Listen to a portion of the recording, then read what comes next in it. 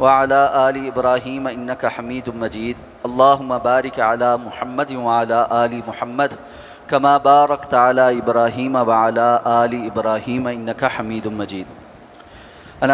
عن عبد الله بن عباس رضي الله عنهما أن امرأة من جهينة جاءت إلى النبي صلى الله عليه وسلم فقالت إن أمي نذرت أن تحج فلم تحج حتى ماتت أفأحج عنها؟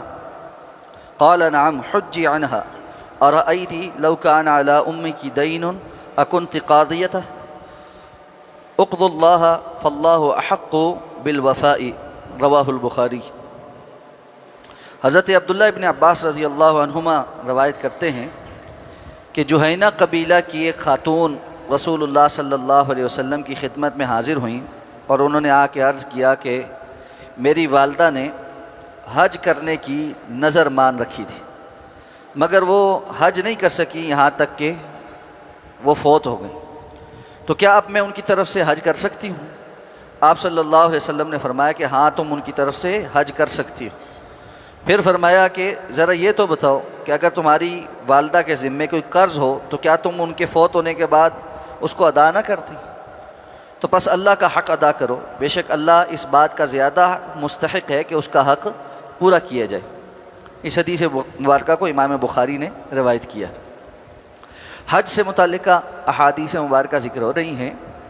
اس حدیث کو بیان کر کے جو مسئلہ ثابت کیا گیا ہے وہ یہ ہے کہ اگر کوئی شخص فوت ہو گیا ہے تو اس کی طرف سے اس کا حج اسلام اس کا کوئی وارث یا کوئی اور شخص کر سکتا ہے.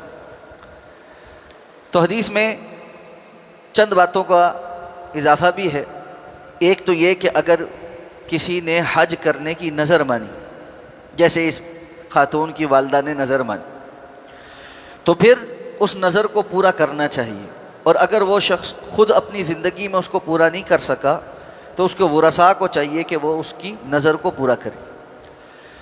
اس حوالے سے علماء میں دو قسم کی آراء پائی جاتی ہیں کہ اگر تو کسی نے حج کی نظر مانی یا یہ کہ اس کی زندگی میں اس پر حج کی استطاعت پوری ہو چکی تھی تو پھر اس کی طرف سے حج کیا جائے گا. لیکن اگر کسی نے نظر نہیں مانی یا اس پر استطاعت پوری نہیں ہوئی تو پھر اس کا حج کیا جائے گا یا نہیں کیا جائے گا. تو بعض علماء کہتے ہیں کیا جائے گا، بعض کہتے ہیں نہیں کیا جائے گا. زیادہ انسب بات اور جمہور کی جو رائے ہے وہ یہی ہے کہ فوت شدہ شخص کی طرف سے اگر اس کے فوت ہونے کے بعد جب کہ وہ اپنی زندگی میں حج نہیں کر سکا تو اس کے ورثاء کرنا چاہیں اور ان کے پاس استطاعت ہو تو وہ حج کر سکتے ہیں، کرنا چاہیے. جیسا کہ حدیث میں اللہ کے رسول صلی اللہ علیہ وسلم نے اس کی صراحت کی کہ اگر اس پر کوئی قرض ہوتا تو تم لوگ ادا کرتے. تو اسی طرح جو اللہ کا حق ہے وہ زیادہ اس بات کا حقدار ہے کہ اس کو پورا کیا جائے. تو اس لیے اگر کوئی شخص فوت ہو گیا اور اپنی زندگی میں کسی وجہ سے وہ حج نہیں کر سکا، حتیٰ کہ اس کو پاس استطاعت نہیں تھی، اس پر حج فرض نہیں ہوا، لیکن بعد میں اس کے ورثاء کے پاس اتنا مال آ گیا کہ وہ اس کی جگہ حج بدل کر سکتے ہیں، تو ان کو اس کا حج بدل کرنا چاہیے، اس میں کوئی مذائقہ نہیں. دوسری بات جو حدیث سے پتہ چلتی ہے وہ یہ کہ اس خاتون نے آ کر بھی مسئلہ رسول اللہ صلی اللہ علیہ وسلم سے دریافت کی. تو دین کے معاملات کو صاحب علم لوگوں سے دریافت کرنا اور پوچھنا اور اس کے مطابق پھر دین پر عمل کرنا تاکہ انسان جہالت میں کسی کام سے رہ نہ جائے یا کوئی کام اضافی نہ کر. تو اس لیے جو ہے دین کا علم حاصل کرنا اور اس کے لیے اگر کسی کے پاس علم نہیں تو اس کا پوچھنا، پتہ لگانا کہ یہ کیسے ہو. تیسری بات رسول اللہ صلی اللہ علیہ وسلم کا طریقہ تعلیم بھی ہے کہ آپ صلی اللہ علیہ وسلم نے اس کو ایک تو جواب دیا کہ ہاں تم اپنی والدہ کی طرف سے حج کرو، پھر ایک مثال سے واضح بھی کیا کہ اگر قرض ہوتا تو کیا تم ادا کرتی. تو اس طرح اللہ کا جو حق ہے وہ زیادہ فائق ہے کہ اس کو ادا کیا جائے. تو اس اعتبار سے آپ صلی اللہ علیہ وسلم کا طریقہ تدریس یہ بھی تھا کہ آپ بات کو اور زیادہ واضح کر کے کسی مثال کے ذریعے دوسرے کو سمجھاتے تھے تاکہ وہ بالکل اس کے دل میں اس کا اطمینان ہو جائے. اور حدیث سے جو بات ایک اور پتہ چلتی ہے وہ یہ کہ تمام تر حقوق میں سب سے بڑا حق اللہ کا ہے، سب سے بڑا حق اللہ کا. آپ نے فرمایا کہ پھر اللہ رب العزت اس بات کے زیادہ مستحق ہیں کہ اللہ کا حق پورا کیا جائے. تو مخلوق سے خالق کا حق بڑا ہے کہ وہ خالق ہے، مالک ہے، اس نے پیدا کیا ہے، اس سے بڑھ کر تو انسان کے اوپر کسی کا حق نہیں۔